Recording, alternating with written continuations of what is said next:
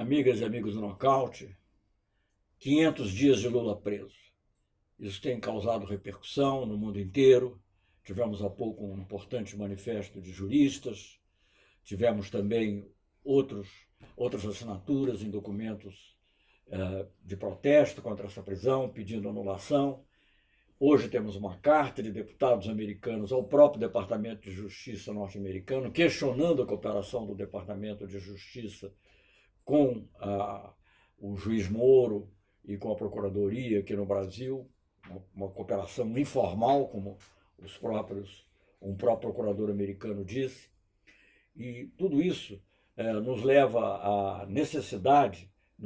a reafirmar a necessidade de que todo esse processo seja anulado, que o presidente Lula possa ser solto. Eu acho que nós temos uma chance de reabilitar a justiça brasileira aos olhos do mundo, caso o STF, a turma do STF, que vá julgar o pedido esse do habeas corpus ligado à anulação do processo, possa tomar a decisão correta. Isso seria muito importante, porque hoje o que está em jogo não é só o governo brasileiro, o governo do Bolsonaro, que recebe muitas críticas em função do que acontece aqui, nos mais variados campos, dos direitos humanos até a parte de meio ambiente, mas também o próprio Estado brasileiro e a justiça brasileira está sendo questionada pelos setores mais importantes no mundo inteiro. Então seria muito importante essa chance, além de fazer justiça com o presidente Lula, o líder mais popular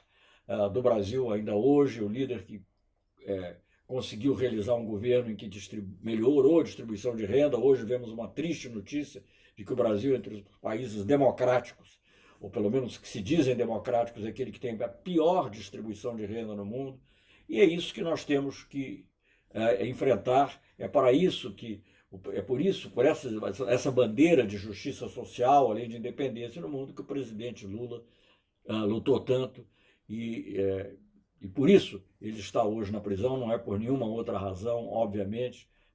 Não vou aqui repetir tudo que já se disse sobre uma sentença sem fundamento adequado, um conluio entre juiz e procurador que é totalmente contrário à ética da justiça. Enfim, todas essas questões chamam atenção. Mas como chama atenção também o esforço agora, já que tem aparecido, digamos, muitas matérias críticas do governo Bolsonaro no mundo inteiro, não só matérias, decisões mesmo.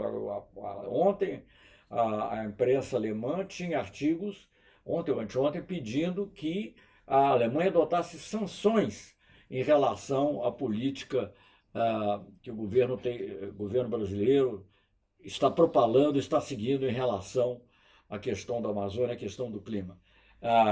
Não vou entrar nem no mérito de saber se as sanções são ou não corretas. Eu acho que o Brasil se está autossancionando na realidade, porque até o agronegócio já percebeu que não dá, que dessa maneira ele vai ser o que vai enfrentar as dificuldades. As exportações brasileiras de produtos que dependem da boa vontade, da autorização de governos europeus, vai ter enorme dificuldade, porque haverá uma enorme pressão das opiniões públicas desses países sobre seus governos.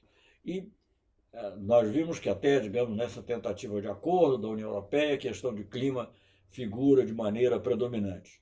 Então ficamos muito preocupados com isso, mas ficamos mais preocupados também com o esforço que tem sido feito por aqueles que agora talvez se tenham arrependido de apoiar o candidato Bolsonaro à presidência, em virtude de atitudes que têm sido tomadas, como essa em relação à Amazônia, outras em relação à Argentina,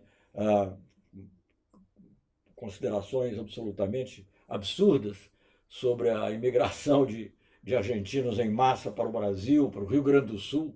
E o Rio Grande do Sul seria uma nova Roraima, que na realidade está sendo ofendido o Rio Grande do Sul, Roraima e Argentina ao mesmo tempo, com esse comentário. Mas, enfim, em face de tudo isso, uma parte da elite brasileira está querendo se dissociar do presidente Bolsonaro. Não sabemos como isso ocorre, que consequências isso terá na prática, mas isso está ocorrendo. Aliás, começou a ocorrer com a adesão de alguns jornais, alguns veículos, às revelações do Intercept. Mas tem ocorrido também de maneira mais sistemática, até nos setores mais conservadores. Mas eles, ao fazer isso, eles tentam uma manobra muito curiosa e muito pérfida, que é comparar Bolsonaro e Lula, dizendo que ambos são parecidos, coisa que não são.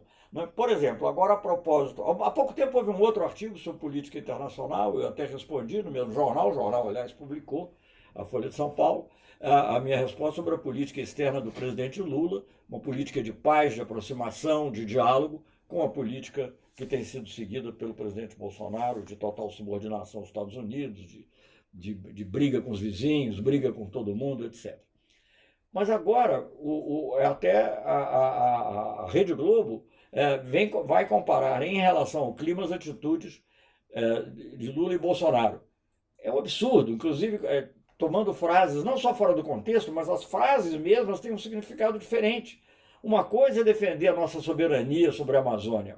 Uma coisa é você defender a necessidade de que o Brasil cuide da sua Amazônia. Não é como o Peru vai cuidar da dele, como a Colômbia vai cuidar da dela. Uma coisa é isso, e é o que nós queremos. A outra coisa é você dizer que que a Amazônia não tem que ser conservada, que a floresta amazônica pode ser destruída, que aquilo tudo tem que ser aberto a mineradores, sobretudo norte-americanos.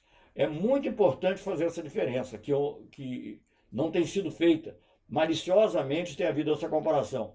Vejam bem, isso não estou falando uma coisa retórica. O acordo que possibilitou, o decreto que possibilitou a Noruega e depois a Alemanha participarem do Fundo Amazônia é da época do presidente Lula, envolve o Ministério do Meio Ambiente, nós do Itamaraty participamos, mas o Ministério do Meio Ambiente, o BNDES, envolvidos nisso. E qual é a essência, desses acordos que possibilitaram a entrada, os ingressos aqui de recursos da Noruega e depois da Alemanha, que são projetos brasileiros, são coisas que nós faríamos de qualquer maneira e que a posteriori se constata que eles atendem também a objetivos que temos em relação à mudança do clima, em relação à proteção de povos indígenas, etc. Dessa maneira que esses acordos foram feitos, sem nenhuma imposição externa. Isso é muito importante que se diga. Nunca recebemos. O governo Lula sempre foi muito claro a esse respeito. Basta dizer que a atitude que tomamos em relação à ALCA, não é, a outras propostas internacionais que estavam mal encaminhadas em relação ao Brasil. Mas há esse lado malicioso. Há um lado malicioso de procurar identificar o Lula e o Bolsonaro como se houvesse um outro caminho diferente, pode até haver, mas um outro caminho preferencial, que seria um caminho supostamente centrista. Não será centrista, será certamente pelo menos de centro-direita e de vocação neoliberal, que se opõe, digamos assim, a esses extremistas que seriam o atual presidente Bolsonaro e o presidente Lula.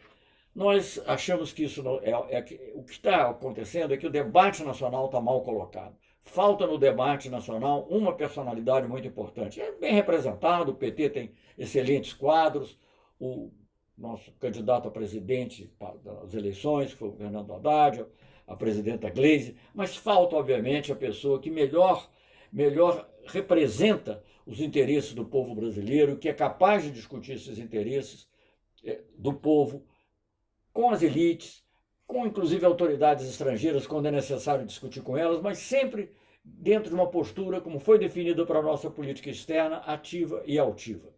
Né? Sempre com dignidade, nunca com submissão. Então é por isso que nós precisamos que o presidente Lula, nós precisamos, não é ele quem precisa tanto, nós é que precisamos que o presidente Lula saia da prisão. Mas não saia, como ele diz, por nenhum favor. Saia porque o julgamento que foi feito é um julgamento nulo de pleno direito.